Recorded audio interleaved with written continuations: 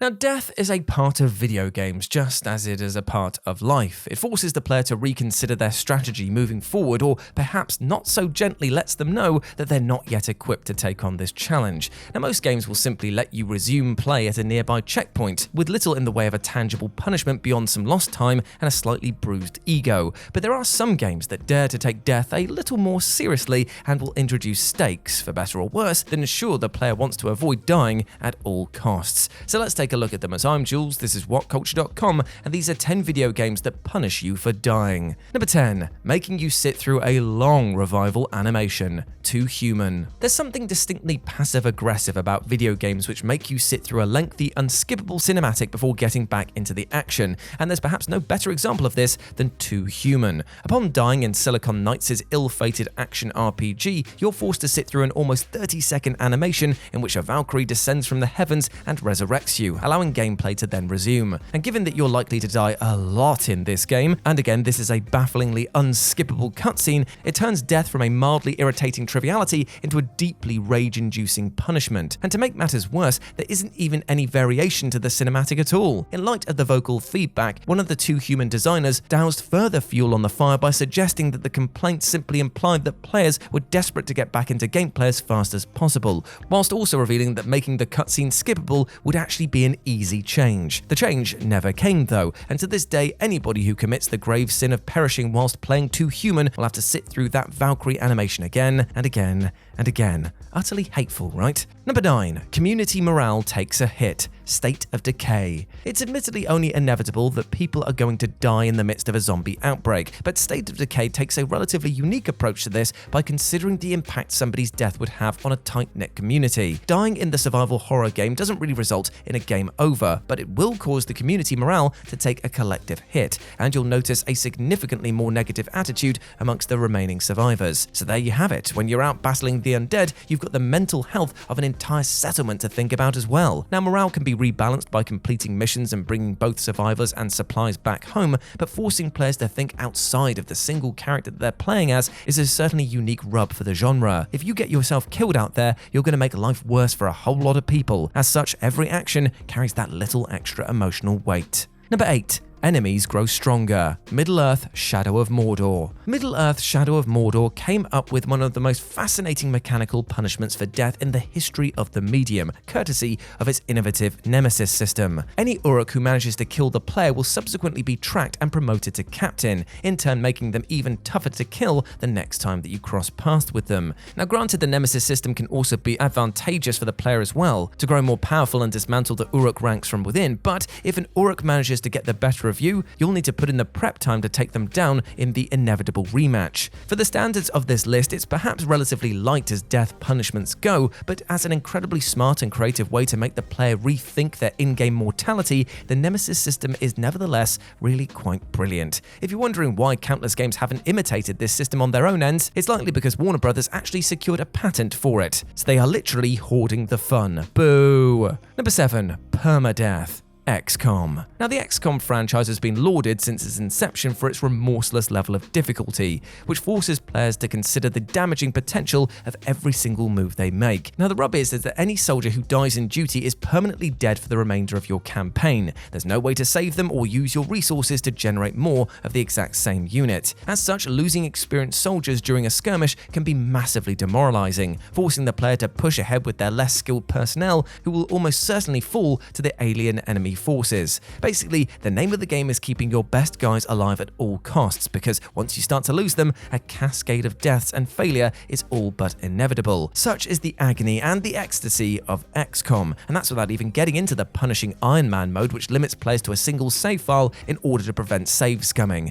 Yikes indeed. Number 6. The threat of permadeath. Hellblade: Senua's Sacrifice. Now, there's the grim reality of permadeath, and then there's duping the player into believing that permadeath is on the cards. The latter is very much the case with Ninja Theory's excellent Hellblade: Senua's Sacrifice, where upon dying for the first time, players are informed that a dark rot will grow on their protagonist every time she perishes, and if you die enough, the rot will consume her entire body and force the player to start the game from the very beginning. It was a pretty mean threat that immediately got players' backs up, yet as those who investigated eventually realized, it was actually a total totally empty one, because after 5 or so deaths, the rot never rises any higher up Senua's body. Even so, it's a clever little trick to keep players on their toes and suggest a greater penalty for succumbing to the game's enemies. On the other hand, some might not have appreciated the artificially induced anxiety of an actually non-existent threat. Number 5. Losing all of your acquired weapons. Wolfenstein 3D and Doom.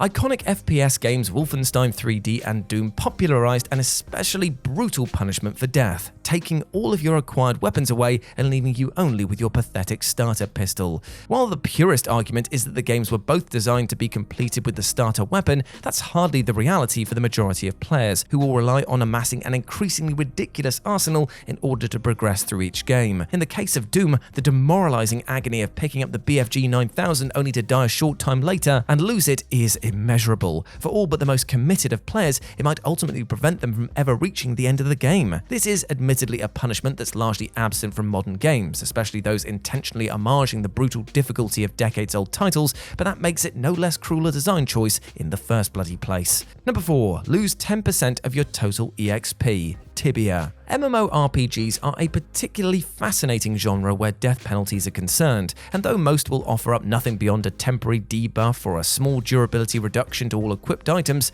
there are some certainly crueler ones out there. Take the legendary 1990s MMO Tibia, where in its original iteration, death from levels 1 to 23 will result in the player losing 10% of their total experience points and spent mana, and depending on the player's level, this could even result in them being demoted back down a level. This proved especially frustrating given that it could easily affect players with a dropped internet connection, causing them to return to find themselves robbed of hours of time through no real fault of their own. And considering the steep leveling climb in classic Tibia and the prohibitive expense of acquiring blessings that could prevent the experience lost, the cost of death is massive here. For those who value their free time, it's perhaps a bit too harsh for its own good. Number 3. You get older with each death. Sifu. Now, Sifu boasts one of the most ingeniously poignant death punishments in the history of video games. Players start the game at the age of 20, but each time they die, they respawn having gained a few years of age, which, while granting their strikes more power, also gives them less health. If the player dies enough, they'll end up in their 70s, where dying will become permanent and they'll need to start the current stage from the very beginning, undoing all of the chapter's accrued progress. Though Sifu is an incredibly challenging game in places, this unusual punishment never feels cheap, serving as a constant reminder that death has a cost.